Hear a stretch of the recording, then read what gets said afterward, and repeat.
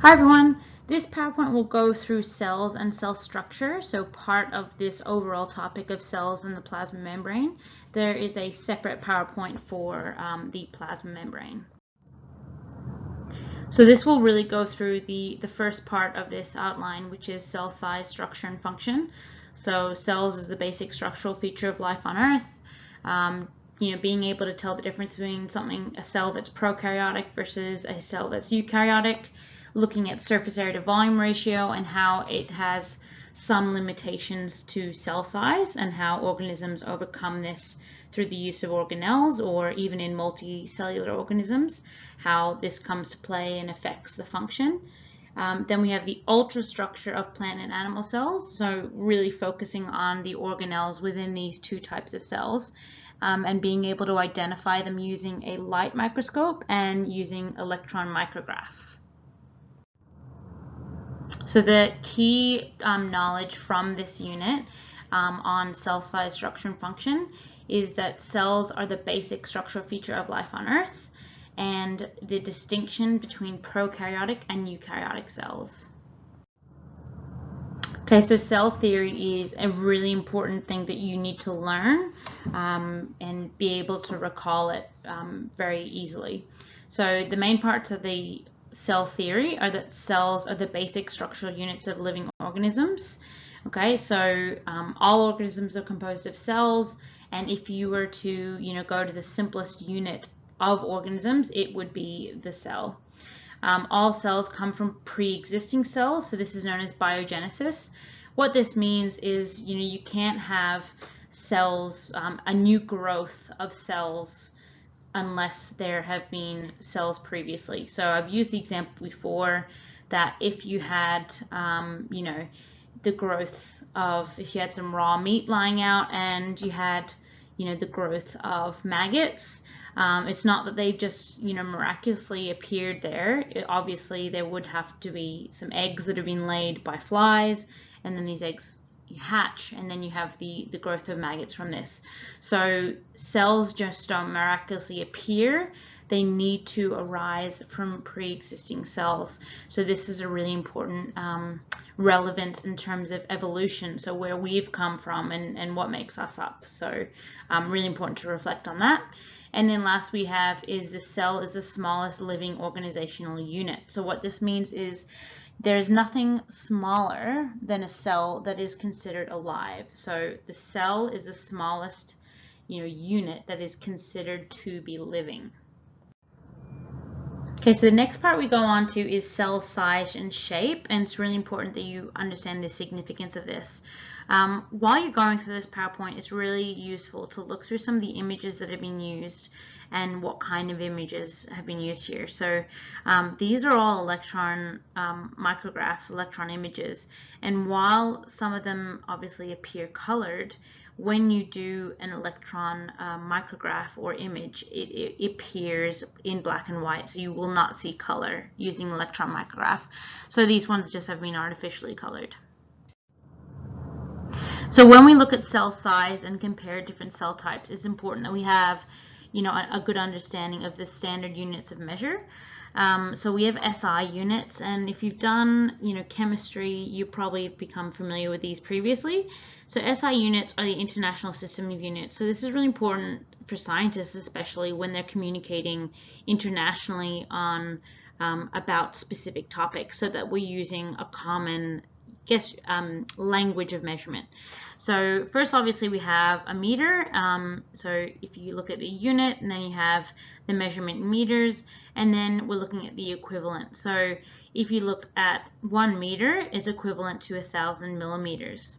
So then you go down to 1 millimeter. Now, how we write it in scientific notation is we do 10 to the negative 3. All right, which is the same as 0.001 meters, but it's just, without having all these zeros behind it, we write it simply as 10 to the negative 3. And if you're looking at this, it's 1 millimeter is equivalent to 1,000 micrometers. So if you look at a micrometer and you look at the symbols that's used for this one, this is 10 to the negative 6 meters. So you can see that as you go down, it's getting 1,000 times smaller. Then 1 micrometer is equivalent to 1,000 nanometers. And then we have 1 nanometer, using the unit, 10 to the negative 9 meters, which is 1,000 pedometers. So we look at these ones in order. So a really important thing is you just remember the order that they go in, and remember that each time you go to a small unit of measurement, you're dividing by 1,000. So remembering goes from milli, micro, nano, pedo. Okay, so here we're comparing different cells in terms of their shape and size. So really important that we're able to distinguish between different cell types. So looking at the plant cells, obviously the largest with a length of 100 micrometers. Then we have, an animal cell. Human cheek cell is an animal cell of 60 micrometers. And then, different animal cells are actually going to vary in size. So we have a human red blood cell here, which is only 10 micrometers. Important thing to know about human red blood cells is that actually don't have any nucleus inside them. And this is, an adaptation so that they can bind more oxygen and carry it around the body. And then we have a bacterium. So most cells are microscopic. So, you cannot see them clearly without the use of a microscope. An important thing to do as well is understand with a light microscope, you might be able to see the cell wall, cell membrane, nucleus, vacuole of a cell. However, you won't be able to see many of the smaller organelles. So looking at this one down here, you wouldn't be able to see the mitochondria, ribosomes, chloroplasts, these kind of structures. They'd be too small to see with a light microscope, and you'd actually need to use an electron microscope, which we obviously don't have access to, but we'll be looking at images of what they would look like through this type of microscope. So just be, important to be able to compare them. So if you look at the top, we've got, the human egg cell here. Up the top, we've got a human egg cell here, and then we have, comparison with a red blood cell. And the next image is looking at if the red blood cell was here. So if we look at, zooming in, this would be how it compares to a yeast cell or a bacterium or a mitochondrion. And then we look at this mitochondrion and we zoom in even more to this size, comparing that to a ribosome, to the HIV virus, to influenza virus, measles virus. So looking at this, so these are in nanometers. Sorry. So remember, if we wanted to go into micrometers, you'd actually have to divide by 1,000. So if we're looking at that, it'd obviously be a lot smaller. So very, very tiny. Okay, so here we're getting to the point of the shape and the size of a cell often reflects their function. So remembering that cells have actually, evolved through different changes, environmental changes, environmental stress, natural selection. So different cells have adapted and developed different features. So often the shape and size of them will reflect what type of function they have within an organism. So here we have, first we have the first diagram. We can see you've got, motor neuron cells, and they are star shaped. So they're branching out. And, if you think of that, they want to receive signals from different nerve endings, that kind of thing, to really branch out that kind of area that they're covering. You've got spherical egg cells.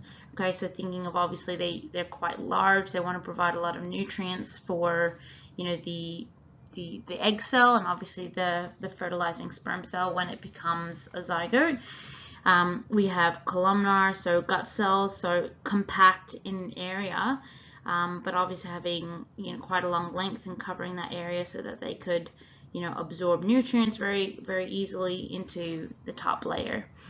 We've got flat skin cells, so another way of developing a really large surface area, being flat and long, so that you can have absorption and protection against the external environment.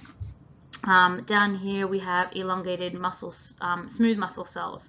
So thinking of muscle cells, they need to be able to contract and lengthen to carry out a function. So that's linking to their shape.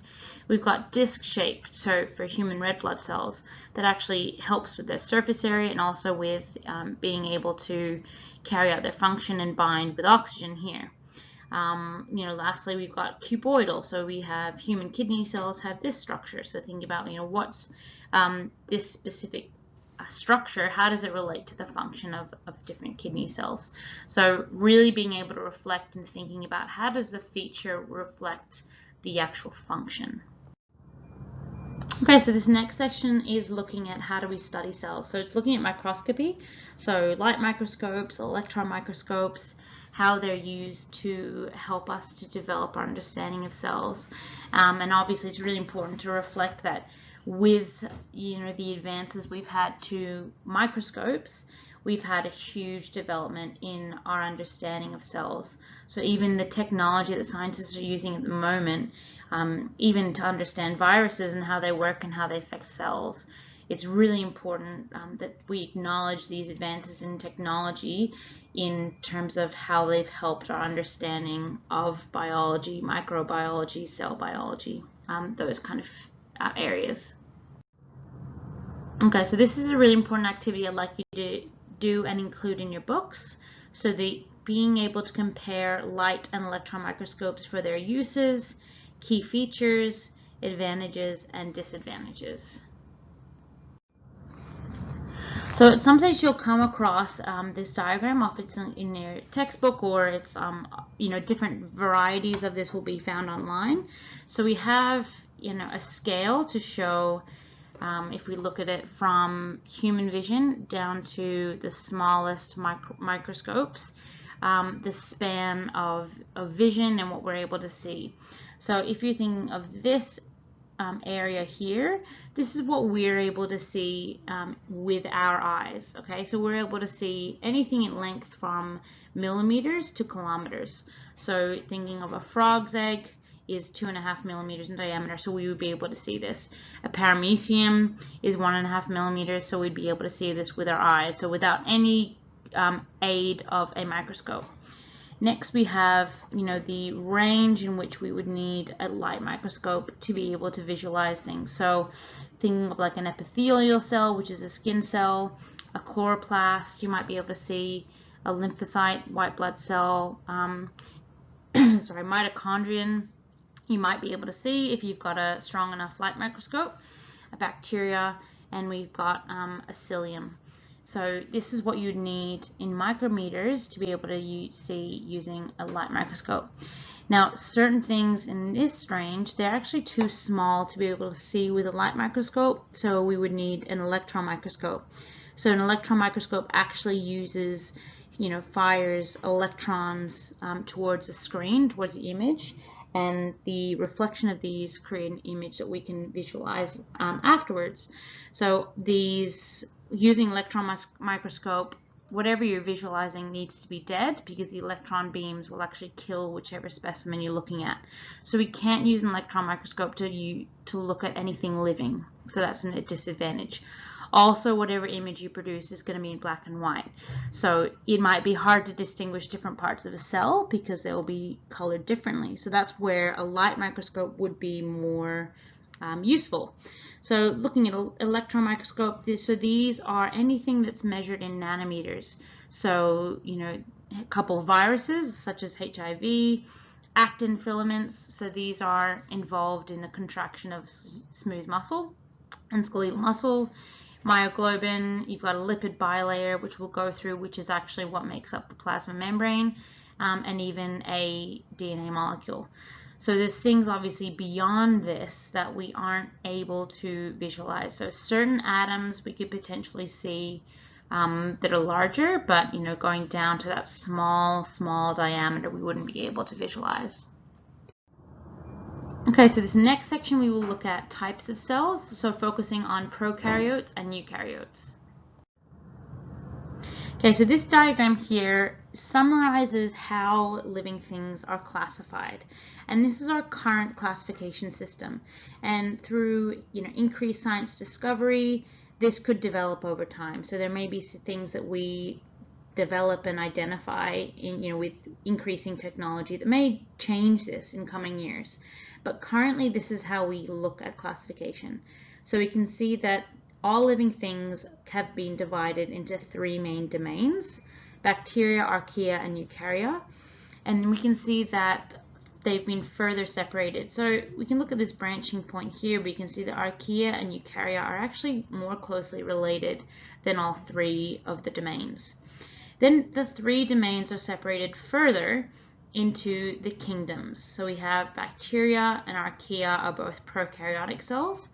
And then we can see that eukarya, obviously relating to the eukaryote, have been divided into four main kingdoms. So we've got protista, plantae, fungi, and animalia.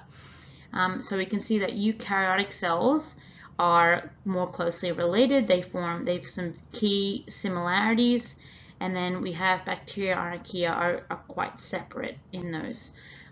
So what we'll be focusing on is what are the key characteristics that separate prokaryotic from eukaryotic. Okay, so let's look at prokaryotes first. We can see that prokaryotes are unicellular, so made up of one cell. That means that they can survive as a single cell.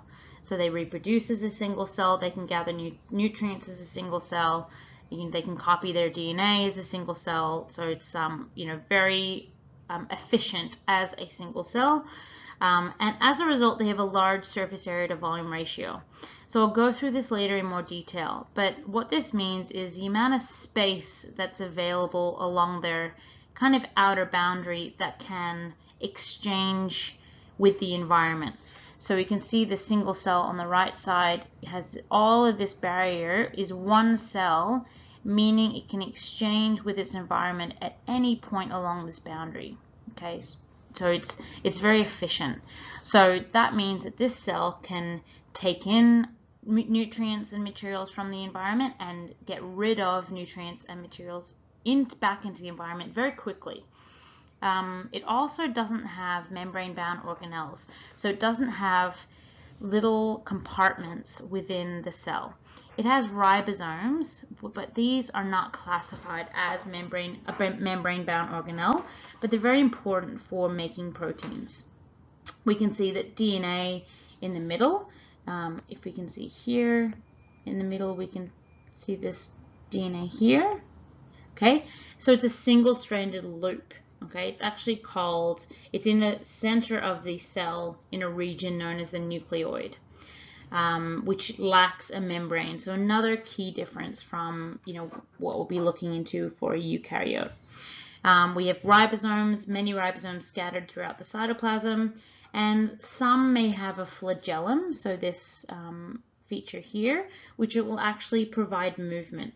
So it's obviously important that prokaryotes are able to move through an environment so that they're able to have a higher chance of, obtaining the nutrients that they require. Okay, so here we have eukaryotes. So eukaryotes are mainly multicellular, so made up of many cells. And as a result, they actually have a smaller surface area to volume ratio. So due to the shape and size and the fact that they are part of many other cells compact together or packed together in an organism, means that they're not as efficient in exchanging with their environment. So imagine if you think of, a very complex organism such as ourselves, we have billions of cells, okay? So thinking of those cells packed together, they're unable to exchange directly with the environment. So in organisms such as ourselves, we need complex systems in place to help us do that. So we can't exchange oxygen directly with the environment. Instead, we have the respiratory system and the circulatory system to enable us to exchange that oxygen, okay? Whereas a prokaryote would be able to do this very simply just across their cell membrane. Eukaryotes have many membrane-bound organelles. So looking here, we've got the Golgi, lysosome, we've got, vesicles, which will go through endoplasmic reticulum, both smooth and rough. We have mitochondrion, and we also have, obviously a nucleus is a kind of a key feature as well. Now, eukaryotes obviously still have ribosomes, but they might be free or they might be associated with the endoplasmic reticulum. So some key features there. Some eukaryotes might have a flagellum, or might have cilia, but this is not an absolute key feature. So it might be absent in many cells, such as our own. DNA is in linear threads, so looking at chromosomes, how they're linear, which means just they're kind of long, short-stranded, and they're located within the nucleus. Okay, so your task now is to look at the comparison table from page 8, copy this into your book, or perhaps you could do a Venn diagram and make it a bit more unique and personalized. Okay, so what is the advantage of being multicellular? So in terms of the evolution of multicellular organisms, so all life actually evolved from prokaryotic life, so single-celled organisms.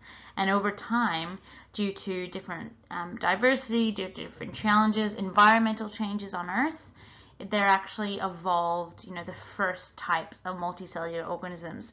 And from there, they continue to evolve and change. And there's a huge variety of, different multicellular organisms today, as you know.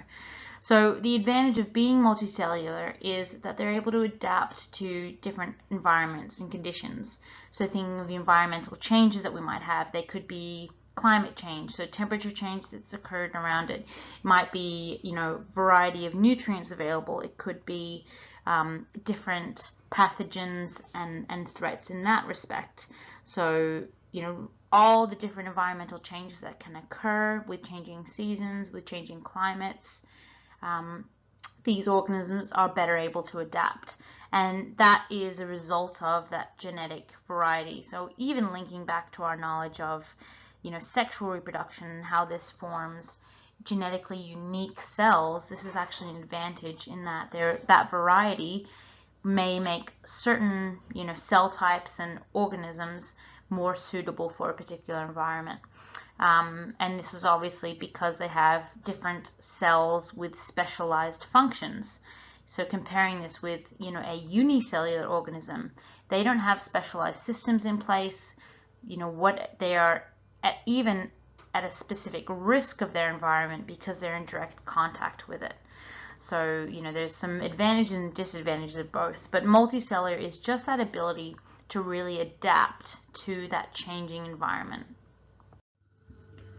Okay, so at this stage, I hopefully have a pretty good understanding of the following key ideas.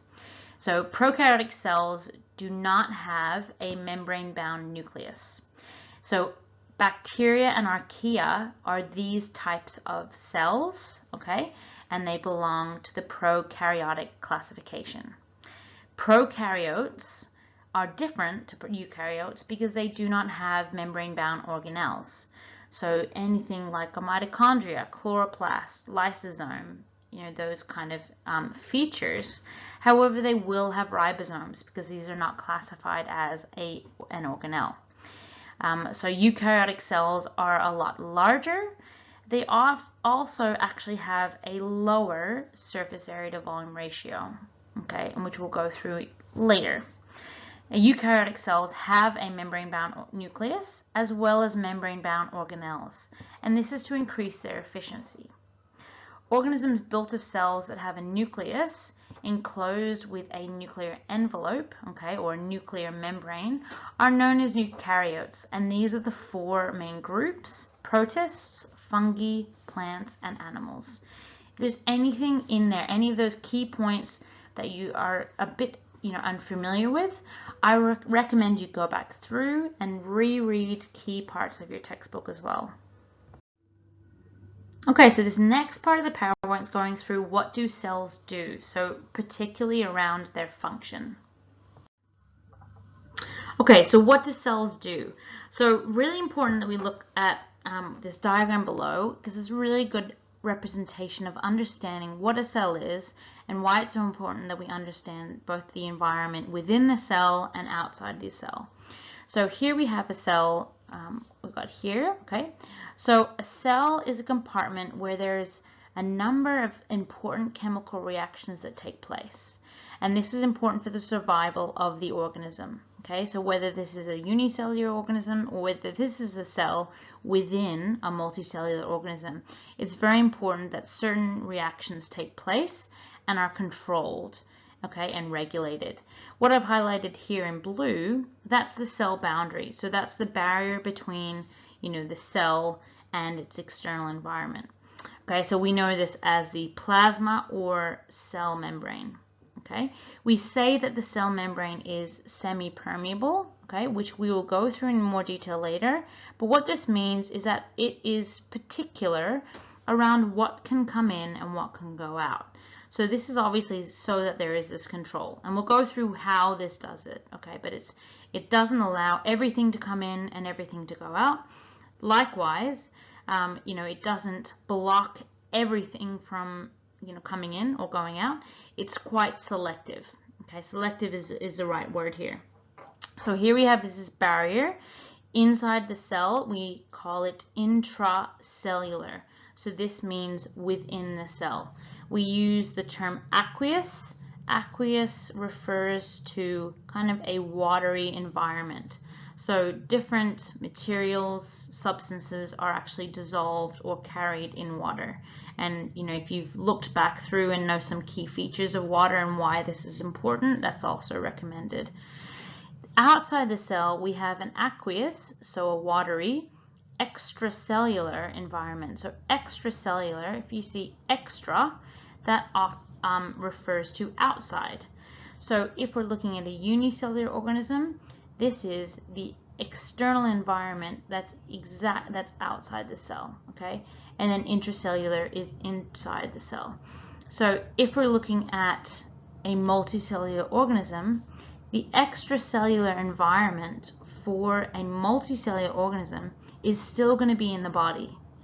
Okay, so I'm going to kind of say that in a different way. So if we think of, let's say, my red blood cell, if we think of this as my red blood cell, it's going to be carried through my blood vessels. So the extracellular environment of my red blood cell is actually my blood vessel. So it's still within the body. Whereas a unicellular organism is actually going to be in the direct environment. So it might be a bacterial cell that's within, pond water or, within the environment directly. So it makes it more vulnerable. So it's really important to understand the difference between, the extracellular environment of a unicellular organism or a multicellular. They're going to be very different to each other.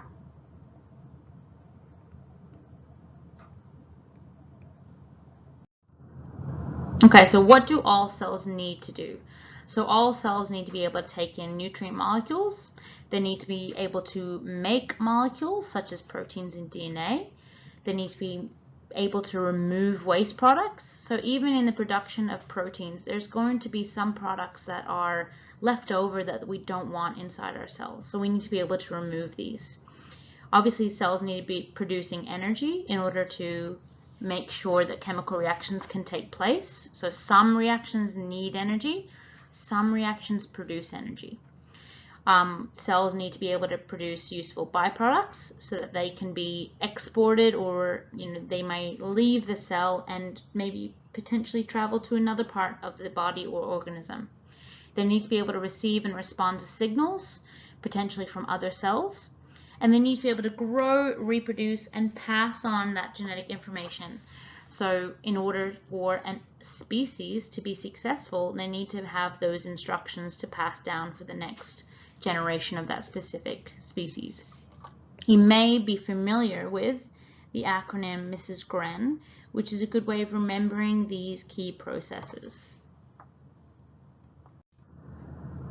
Okay, so the next section is looking at cell size. So why is it important that cells are so small? This relates to the second point of the area study outline for cell size in regards to surface area. So key knowledge from Unit 1 is that surface area to volume ratio is an important factor for limitations to cell size. Okay, so why do certain cells need internal compartments, known as organelles, in order to remain and retain that efficiency? Okay, so each organelle has a different function. Why is this important to have this system in place? Okay, so looking back at this diagram again, we've got a cell. Inside the cell, we have the intracellular environment, and then outside that cell, we have the extracellular environment. So the importance of size. So here we have, in order for a cell to be sufficient and successful, it needs to be able to exchange materials at a high enough rate so that the nutrients come in at a specific rate, and then we remove waste fast enough. So there's going to obviously be the intake of nutrients from the environment, but also important to understand that there needs to be the removal of waste products. So as long as this is happening at a fast enough rate, the cell will be able to survive, but it's important that it's able to maintain this. Okay, so it's important that it's not accumulating or building up waste products inside the cell, and also it's important that it's getting nutrients inside the cell fast enough to meet the rate at which a reaction needs to happen for survival. So here's where our understanding of chemistry really comes into play. So for all the reactions occurring within a cell, these reactions take place because molecules are interacting with each other. We might have a large molecule being broken down into smaller molecules, or we might have several molecules coming together to build a larger, more complex molecule. So these things take place within a cell, and it's important that these molecules are able to come together in order for this reaction to take place. So within a cell, these molecules might be moving around. They need to be transferred or transported into the cell. They need to be moved around the cell to the location that they need. There needs to be high enough concentration of molecules in order for a chemical reaction to take place. So sometimes a chemical reaction cannot take place unless there is, a specific concentration available. Okay, so a cell needs to make sure that it has this concentration. In terms of cell design, molecules need to be able to be transported into the cell, around the cell, and outside of the cell so that these needs can be met. Okay, so here's where math comes into play. So it's really important for this unit that you develop a good understanding of surface area to volume ratio. Okay, so if we understand surface area, so surface area is the area on the outside of a shape or unit that you could say is in contact with the environment. So if we said the surface area of this cube here, okay, is the outside of each side, the shape. Okay, so if you're thinking of this shape, there's 6 sides. Okay. So if we look at this, that's the surface area. The volume, as we know, of a shape is the amount of space that the shape takes up. So to calculate the surface area of a shape, you would find the area of one side. Okay, so it's the area of this side, and as it's a cube, I would times that by 6 to get the total surface area of that shape.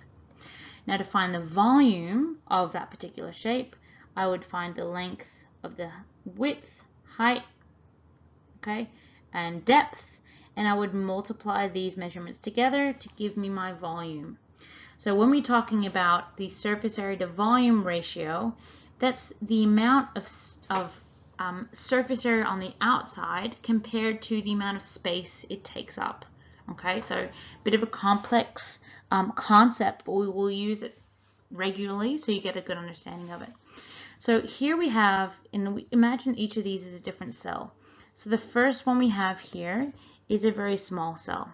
Okay, and if we think of the length of one side is 1. So for the surface area, if I do 1 times 1 to find the area of this side, I get 1.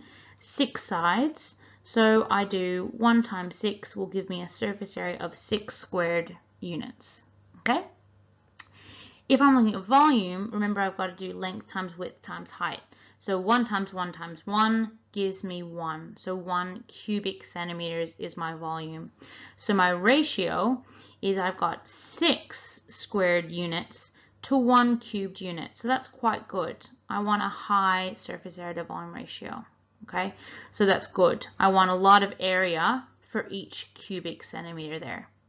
In my second one, okay, I've increased the size of my cube, but I haven't changed the shape. It's still a cube. So I've got a length of the size 2. If I was doing surface area, I would do 2 times 2, which gives me 4. 4 times 6 gives me 24. So that's my surface area. If I find my volume, I'm doing 2 times 2 times 2, which gives me 8. 24 to 8 is simplified to 3 to 1. So here I only have 3 squared units for every 1 cubed unit. So this is actually a decrease in my surface area volume ratio, okay, which isn't a good thing when it comes to a cell, and I'll explain why later.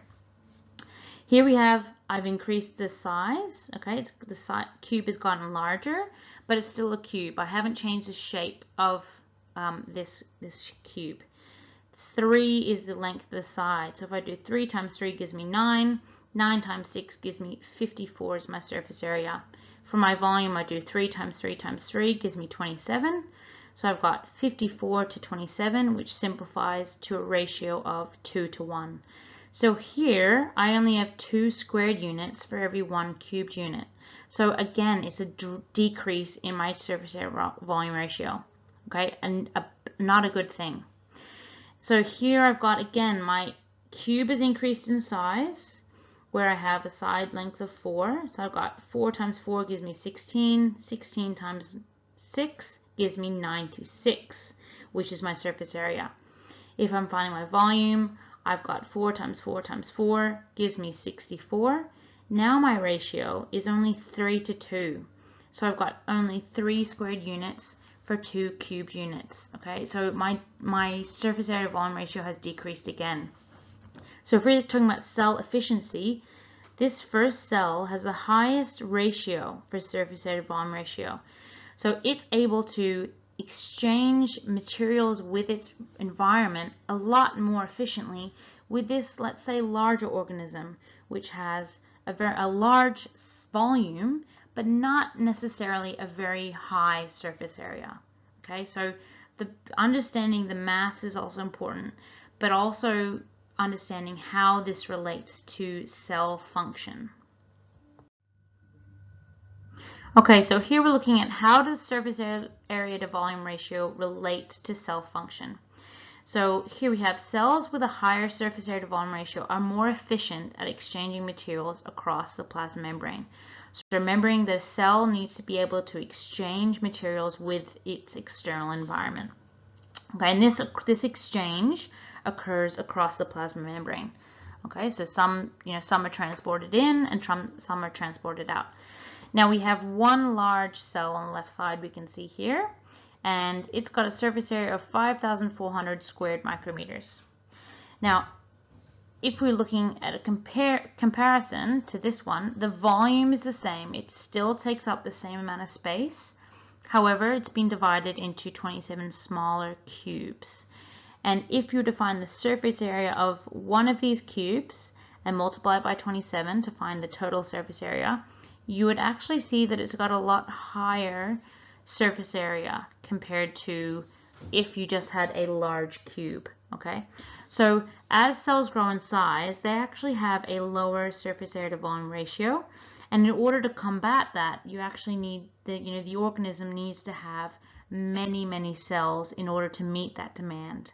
And that's why multicellular organisms need to have such a large number of cells, and obviously of a very small size. So if we're looking at as cell grows in size, the ratio decreases, so you need to have small cells and you need to have many of them. The larger the cell, the slower the rate of movement of nutrients into a cell, and the slower the rate of movement of waste out of the cell. So you're even looking at these ones, the distance between the boundaries is a lot smaller, so movement of substances within the cell isn't as vast and drastic as a movement of a substance within this large cell in order to be removed or in order for materials to be moved into the cell and around the cell. It's a lot more work to get it around this cell compared to these smaller cells. So in terms of cell size, there's actually a limit. So when a cell gets to a certain size, the exchange of materials isn't fast enough to sustain the entire cell. So a cell would actually die if it was too large for that transport and that exchange to occur at a high enough rate. So it's really important for cell survival that we have this exchange and this cell size in order to meet the exchange demand. Okay, so earlier in the presentation we looked at cell size, and we know that eukaryotic cells are a lot larger than prokaryotic cells. Okay, so why is this? So we know that one of the main requirements for living things is that they exchange materials with their environment. They need to be able to bring nutrients in from their direct environment, and they need to be able to remove waste products. Okay, so in terms of large organisms, they have a higher requirement than smaller organisms. They need to have more nutrients at a larger volume compared to small prokaryotic organisms. Okay, so in order to meet this demand and obviously also combat that difficulty with the surface area to volume ratio that's impacted by the larger size, they need to have a lot of compartments. Okay, so the way they do this is cells have things called organelles. Now, when we go through each organelle, we'll see that many have something called folded membranes, okay? And one of the key organelle that we'll go through is a mitochondria. Now, when you draw or you see an image of a simple mitochondria, you'll see kind of image very similar to that. So it's got an external boundary or plasma membrane, but it also has a series of folded membranes inside, okay? And this is actually to increase that exchange surface, to increase that surface area to volume ratio, okay? So this is a very key thing. You'll also see another adaptation in chloroplasts of how they do this. So if you think of chloroplasts, so obviously green, they have stacks of membranes called grana inside the chloroplast, and this is also to increase the amount of exchange surfaces within that cell. So there's a lot of these amazing adaptations that have taken place to meet these cells' demand and enable them to survive and be very efficient. So the advantage and the need of having organelles is that you can have different chemical reactions occurring at the same time without impacting each other. So you can have materials accumulating inside the chloroplast that are needed for photosynthesis, and you can have materials accumulating in the mitochondria that are needed for cellular respiration at the same time without them impacting each other. So both processes can occur at high rates without slowing or impacting the other one, which is an amazing advantage. Okay, so at this stage, these are the key ideas that you should be comfortable with. Cells are the basic structural and functional units of life, and they're typically too small to see with an unaided eye, so without the use of a microscope. The unit of measurement used for cell size is the micrometer, okay, which is 1/1,000,000th of a meter. Microbial cells, okay, so bacterial cells, are much smaller than plant and animal cells. All right, the metabolic needs of a cell are determined by its metabolically active cytoplasmic volume. So what this means is the metabolism of a cell is the rate at which reactions occur. Okay, so this obviously is determined by how large the cytoplasm is. Okay, so how much it needs. The ability of a cell to meet its metabolic needs is determined by the surface area of the cell. So the larger the surface area, the more capable the cell is to meet the needs of its cellular reactions. As a cell increases in size, its internal volume expands at a greater rate than the area of its plasma membrane. So as cell size increases, volume increases at a greater rate or a higher rate than actually the total surface area. Okay, that's what we saw on a previous slide. And so how we would combat that is actually you have more cells or you change the shape of the cell. The surface area to volume ratio of a smaller object is higher than that of a larger object with the same shape. Okay, And lastly, the continued decrease in surface area to volume ratio as metabolically active cells increase in size places an upper limit on cell size. So I said this before, is there is a limit on how large a cell can be because this impacts on its ability to meet its exchange needs. Okay, now we're going through cell structure.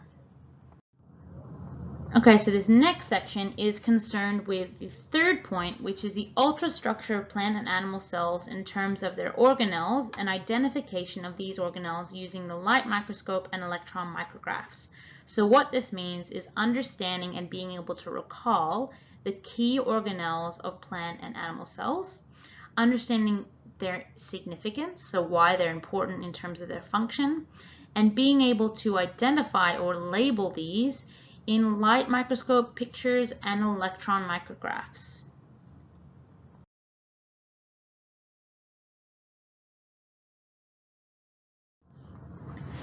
So firstly, you need to be familiar with the key features that all cells have in common. So all cells will have a plasma membrane. So this is the barrier that separates the internal cell environment from the outside environment. They'll also have a cytoplasm. Now this is like the gel-like substance inside the cell. It's mostly made up of water, and it will contain some dissolved ions, some salts, some organic molecules that are important for those chemical reactions. And we say that obviously it's made up of cytosol. There's also DNA. So this carries the hereditary information that needs to tell the cell what to do, what proteins to make, and also carries instructions for that cell to reproduce and pass that information on to the next generation. Then we have ribosomes. So these are responsible for the production of proteins. Now these are not known as membrane-bound organelles because these are present in prokaryotes. So a really important thing to remember. Okay, so the four main kingdoms that make up the eukaryote domain are animals, plants, fungi, and protists. So we'll look at compartmentalization, so what that means, the structure and function of organelles, and being able to compare plant and animal cells. Now, often you will come across this term cell compartmentalization. So if we remember, the compartments are different containers or different sections that separate a larger area. So eukaryotes contain internal membranes that form specialized membrane-bound compartments within the cell. What this means is that eukaryotes have different compartments or areas that are separated from each other by a different membrane. So if we have the diagram on the right, we can see that we have this organelle here. This is the mitochondria. Okay, so this is separated from other parts of the cell. We've got the Golgi, we have nucleus, we have the endoplasmic reticulum. This might be a lysosome, this might be a vesicle. So different parts of the cell are separated from each other by a membrane to ensure that they can carry out their reactions separately from each other and efficiently.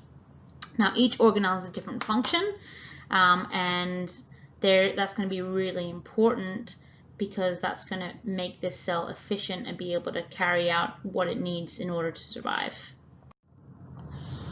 So key benefits of compartmentalization. So like I said before, that different processes or cell reactions can happen at the same time. So this increases efficiency. Enzymes and reactants are close together. So enzymes are biological molecules that speed up the rate of reaction.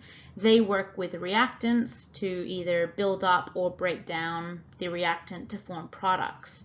So if these enzymes and reactants can be in close proximity, so in the same membrane-bound organelle, it's more efficient because the cell reaction can take place. There doesn't need to be increased movement around the cell in order for this to take place. And that reaction can happen actually more quickly. And the cell is actually less vulnerable to changes in the external environment. So first, if you thought that outside the cell there is a change, it'll affect the cytosol first before it affects the individual environments of each organelle. So it's actually also a very good protective mechanism.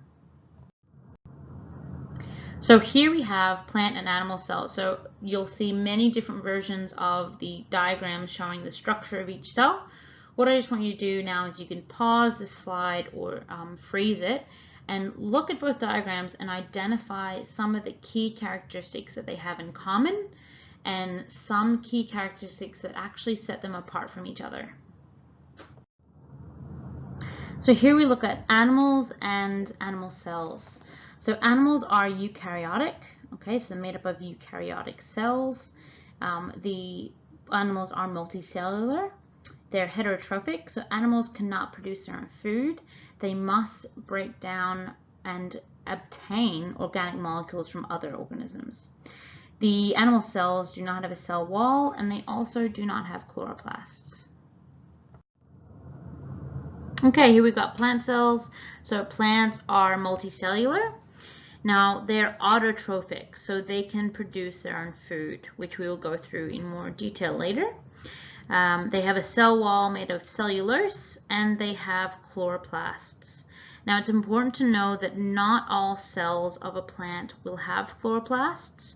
Later we'll go through chloroplast function, but chloroplasts are located obviously in the surface of a plant that will be able to obtain sunlight. So chloroplasts are in largest number in the surface of a leaf, for example, so that they are able to trap the sun's energy. Okay, here we have a comparison table for plants and animals. We have the list of the organelles, and they're also grouped based on function. So if we look at the first function on the left side, we have involved in the synthesis and processing of proteins and lipids. So these organelles are grouped together because they are involved in producing proteins or lipids, or maybe both. So obviously we've got the nucleus. Now, nucleus is involved in both types of cells because obviously the nucleus provides the instructions for this. Ribosomes are important for protein production, and they're present in both. You've got the rough endoplasmic reticulum.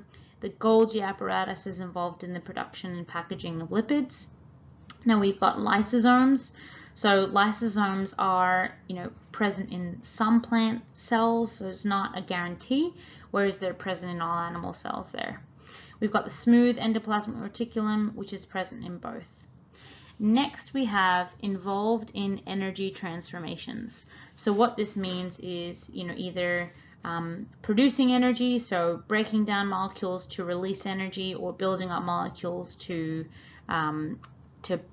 store energy. So we've got mitochondrion. So the mitochondrion is present in both plants and animals. And then we have obviously the chloroplast, only present in plants but not present in animals. Lastly, we have involved in storage and cell structure. So this is storage of different kind of materials and also maintaining the cell structure. So we've got centrioles. So we know that centrioles are obviously involved in producing those spindle fibers for cell division. So sometimes in plant cells, always in animals. We've got flagellum or cilium.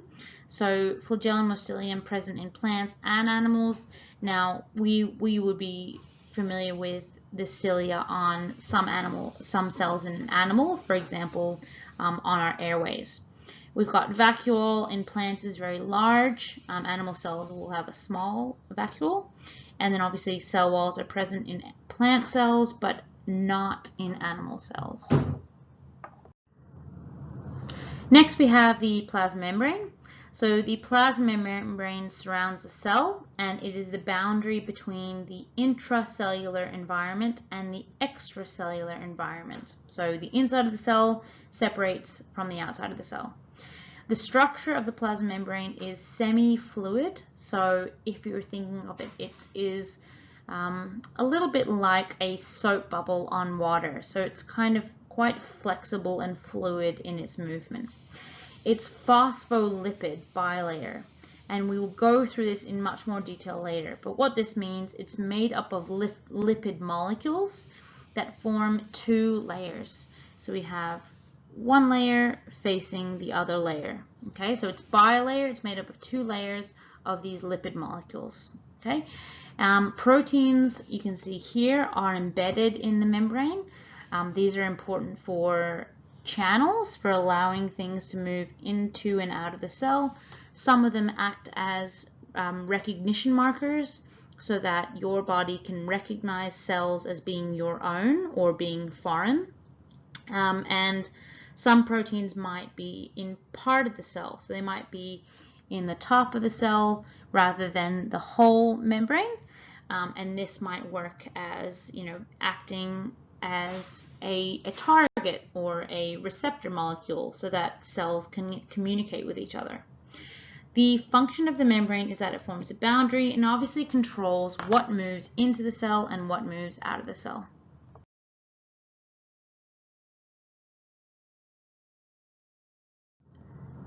Here we have the nucleus. So the location of the nucleus within a cell actually changes. The nucleus is surrounded by a nuclear envelope. The nucleus contains DNA, so the instructions for the cell. The function of the nucleus is that it contains the instructions of the DNA of the cell. The DNA is actually copied into a different form of genetic material called mRNA, and this is able to leave the nucleus through these kind of nuclear pores, where it is translated into proteins. Okay, so we've got the nucleolus is less significant than the nucleus. It's within the nucleus, and sometimes there may be more than one depending on the organism. The nucleolus is made up of proteins, DNA, and RNA. It actually forms part of ribosomal RNA for the production, and it also organizes the assembly of ribosomal subunits. Here we have ribosomes, and on the right side you can see is a electron micrograph image. So it is in black and white. You can see there's some fine detail, much more fine and focused compared to a light microscope. So we can see that RI on this image points to a ribosome, ER is the endoplasmic reticulum, and we have here obviously is the nuclear envelope on this image. So ribosomes may be free in the cytoplasm, so they might be floating within the cell of a eukaryotic cell, or they might be bound or attached to the rough endoplasmic reticulum. Ribosomes are made up of ribosomal RNA and protein, and they have a larger and a smaller subunit. The function of ribosomes is to produce proteins. So ribosomes join amino acids into a chain of many amino acids, a polypeptide chain, which is known as a protein. We have the endoplasmic reticulum. So in the image on the right, it is colored in purple. So it forms the outside and extends off of the nucleus. And it's a system of membrane-enclosed flattened channels. Now we've got two types. You've got the rough ER, which is where ribosomes are attached, and you kind of see those black dots attached to it with a studded look. And then you have the smooth ER, which is where there are no ribosomes attached. So both the smooth and the rough are involved in transporting different materials, and they also have their own specialized functions. So here we have the rough ER, and you can see in the image on the right, it looks like a stack of folded membranes. And remember that this is an advantage or a adaptation to develop that high surface area to volume ratio. So it's located with the kind of attached off of the nuclear membrane and extends into the cytoplasm. It's a system of folded membrane channels with ribosomes attached, and it's connected to the smooth ER. So the function of the rough ER is the synthesis, so producing, folding, and modifying proteins, transporting proteins, and also producing part of the membrane. Next we have the smooth ER. So the smooth ER is distinct from the rough ER in that it doesn't have ribosomes attached to it. It's located in the cytoplasm. The function of the smooth ER is actually it synthesizes or producing lipids such as oils, phospholipids, which we recall form part of the plasma membrane, and steroids. So these are obviously hormones. The transport of these materials through the cell, and also detoxifying drugs and poisons of liver cells.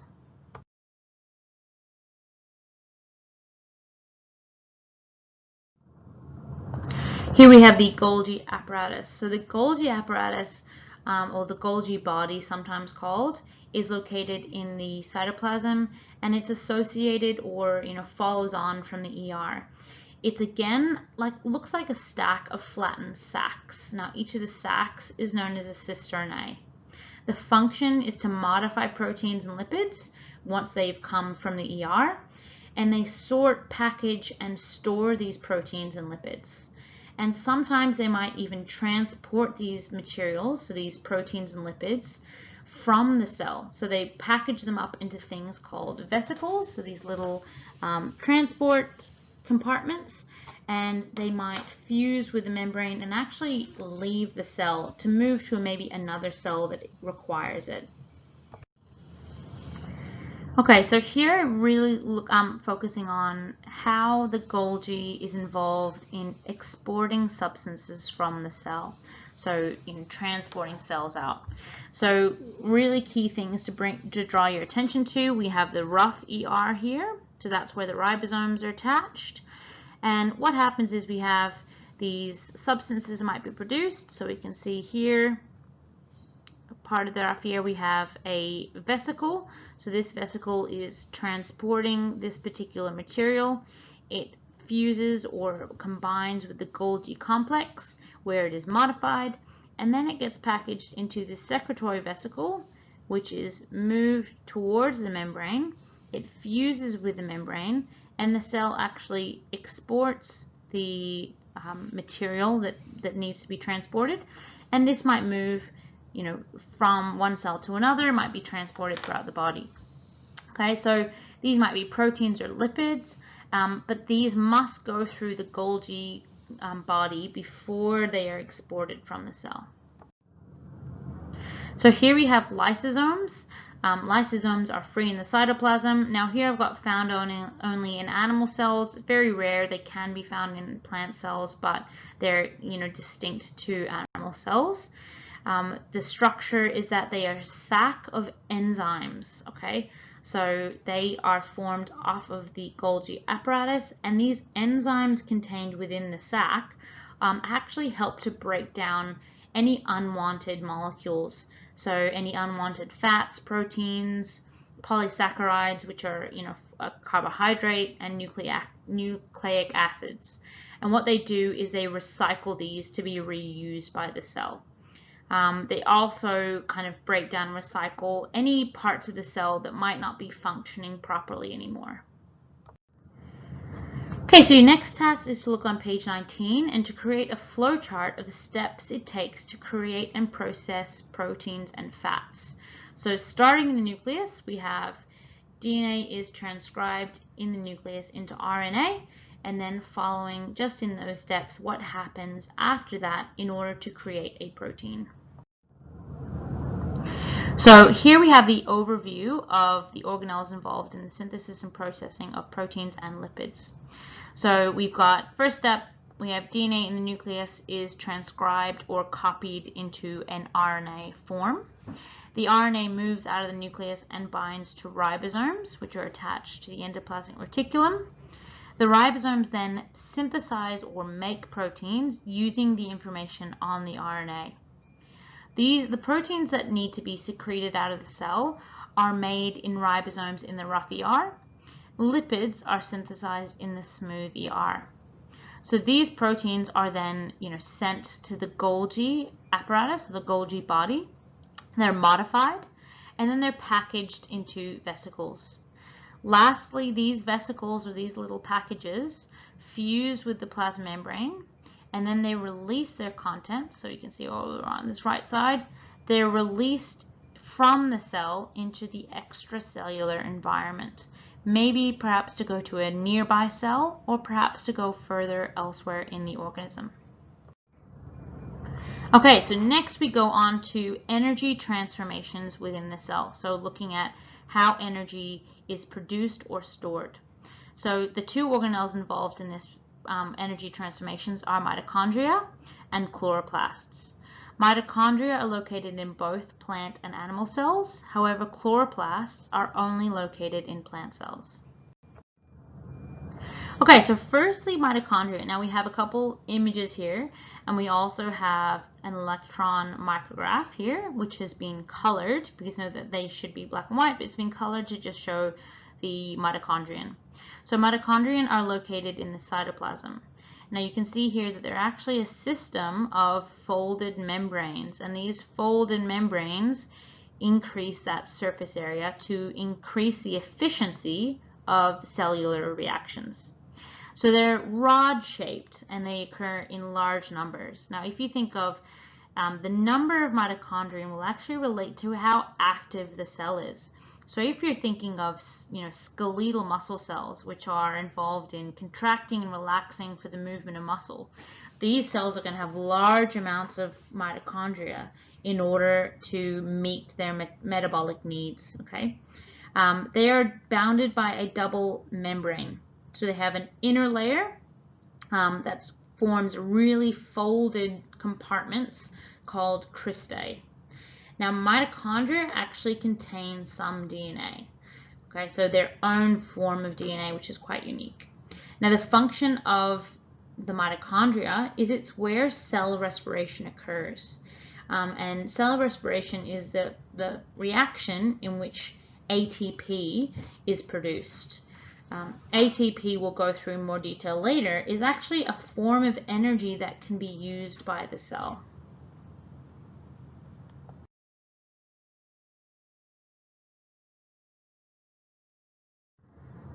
Next we have chloroplasts, and you can see, so really we've got a couple diagrams. We also have an electron micrograph which has been colored to show the different parts of the cell, and you can see some unique features there. So really looking at the diagram first, we can see that it's got an inner and outer membrane, so it's a double membrane as well.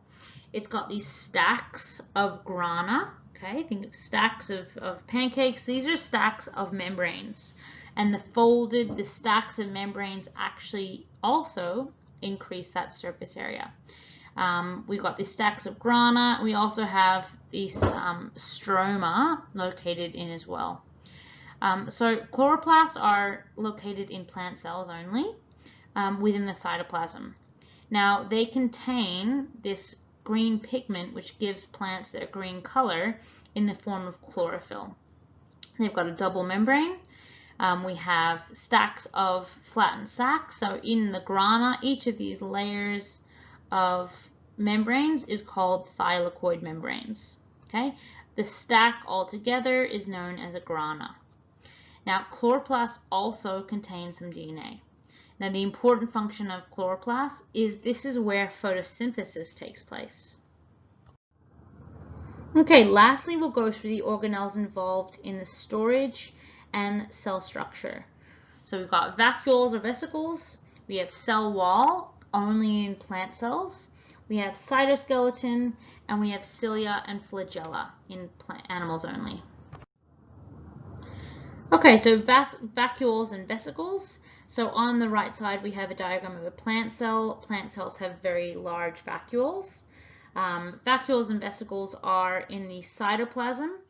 While plant cells will have a large vacuole, animal cells will only have a small vacuole if present. The structure of them, they're both membrane bound, but vacuoles are larger than vesicles. The function of food vacuoles, or also known as vesicles, are formed by phagocytosis of food particles. So when the food particles are kind of consumed within the cell, they form this food vacuole or vesicle. Central vacuole of plants provides the cell volume. Okay, so it kind of holds a larger volume of water, which gives the plant cell its kind of size and shape. It provides structural support, and it also stores dissolved ions and metabolic wastes. The cell wall of plants is really involved in that structure of the cell. So it surrounds the plant cell and it is outside the plasma membrane. It is made up of a substance known as cellulose, and its function is to protect the cell, maintain the cell shape, and it prevents excessive water uptake.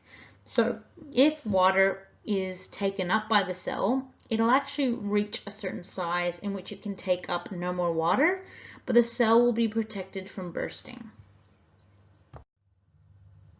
Next we have cilia and flagella. So cilia and flagella are anchored or attached to the cell membrane of some animal cells and unicellular eukaryotes. They are hair-like and they consist of a system of microtubules that are surrounded by a cell membrane. And the function of cilia and flagella is that they might help to move the cell. They might hold cells in place where they should be, or they might move fluid across the cell surface. Okay, so here we have the cytoskeleton, and in the image on the left, this is highlighted to show kind of a network that crosses throughout the cytoplasm on which things can be transported, can hold the shape, and can actually help the cell to move itself. So it's like I said, it is a network throughout the cytoplasm. It is made up of microtubules, microfilaments, and intermediate filaments. So they all kind of fibers that hold the structure of the cell.